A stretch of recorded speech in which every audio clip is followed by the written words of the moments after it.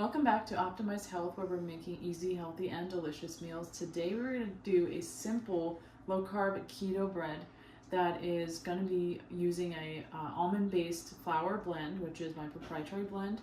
We're going to do about 1/3 cup of flour blend, and I'm going to add some extra leavening. We are deciding to use zucchini in this recipe. You should talk to your doctor, healthcare provider, or veterinarian to see if any of these recipes, suggestions, or contents of these videos are right for you. Nothing contained in these videos are intended to be taken as medical advice. Use at your own risk.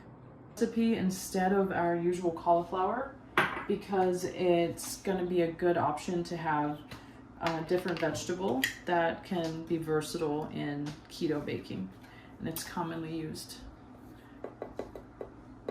So I'm going to add about 1/2 teaspoon additional leavening, baking powder. Oops, that's why I'm using this teaspoon. About 1/2 teaspoon total additional to the proprietary blend, which already has leavening that's for typical baking, like cupcakes and cakes and waffles or pancakes and things of that nature. Because this bread, we're going to want it to rise quite a bit and get more airy. That's why we're adding a bit more.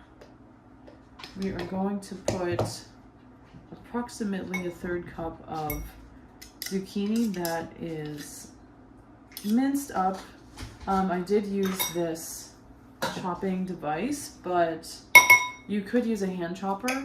It doesn't have to be fine or too small.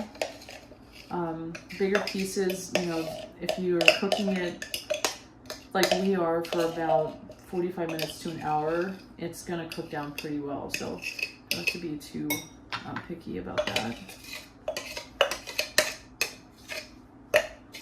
And if you have to do it at home without a equipment that's going to help you chop it, you might consider grating it if you have like a cheese grater, and that can give you a really good consistency and work perfect. We're going to do 1 egg white, and we're going to do about 1 tablespoon of olive oil.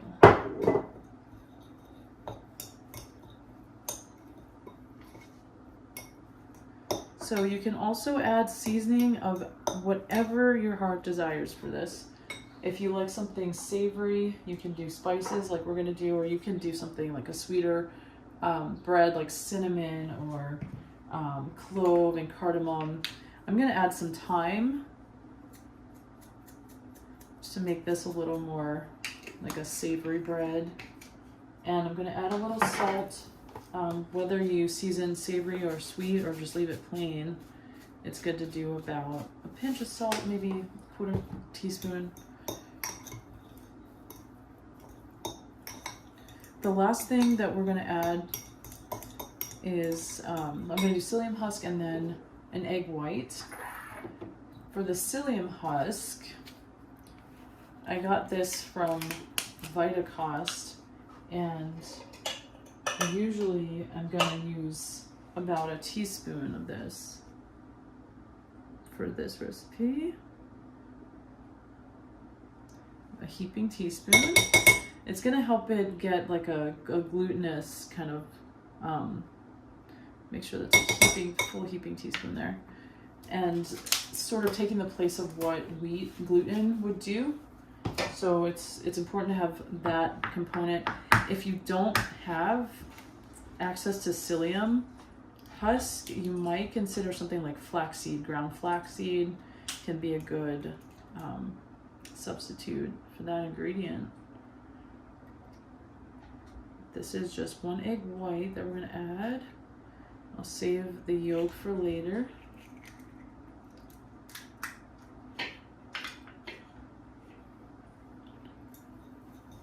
Blend this a little bit. This is also another one of our under 5 minutes, under $5 per serving recipes. We're excited to be doing those. And we want to thank Aunt Debbie for this suggestion, because it's, you know, something that's like easy to look past, but there's so many things you can do with this bread. You can bake it in a loaf like we're going to do today and slice it. You could make it into like dinner roll style. You could do like a bun, and then you could bake it sort of like a roll and cut it into a bun. So the last thing we want to add is about a 1/3 cup of hot water. And then we want to mix pretty vigorously to get it to the right kind of doughy consistency. This hot water is going to help activate the psyllium husk. And by kind of whipping this for about 30 seconds to a minute, we can help get a little bit more air in this batter, and we're going to see it start to pull together to form more of the dough. Just give it a second. So we can make more fluffier bread.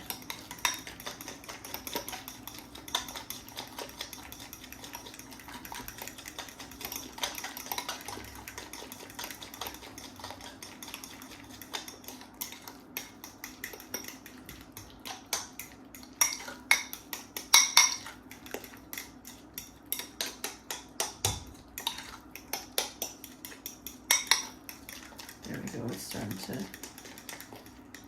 pull together a little bit and stick together a bit. And so we can kind of get it into more of like a ball, a dough ball consistency, and that's when we're ready to put it in our bread pan. I've already heated up my Dutch oven. I'm gonna cook this stove top like I do everything. Instead of using an oven, you can use a Dutch oven. And I put it on a medium heat. I'm gonna turn it up just a little bit, probably into like the medium range. And this is ready to just go into this pan.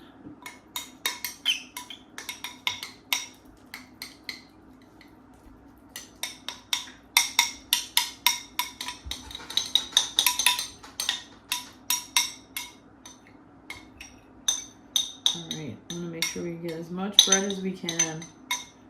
And I'm hoping this is going to rise out of the pan so we have some height to it and a little more volume that way. Just not working it too much in here. I'm kind of just gently spreading it out without pushing down too much. So hopefully we keep extra air in there. And I'm just spreading it along the side of the pan here.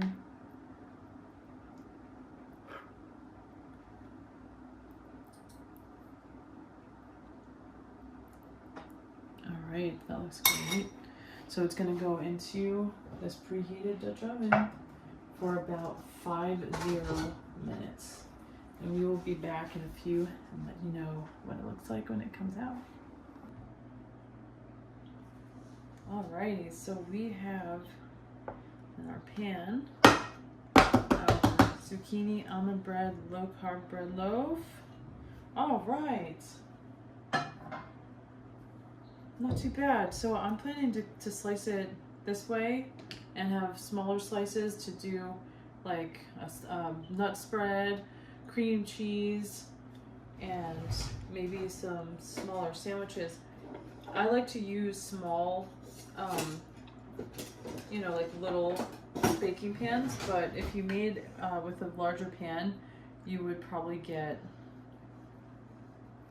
bigger slices if that's what you desire, but it's very moist and very airy and fluffy inside, soft.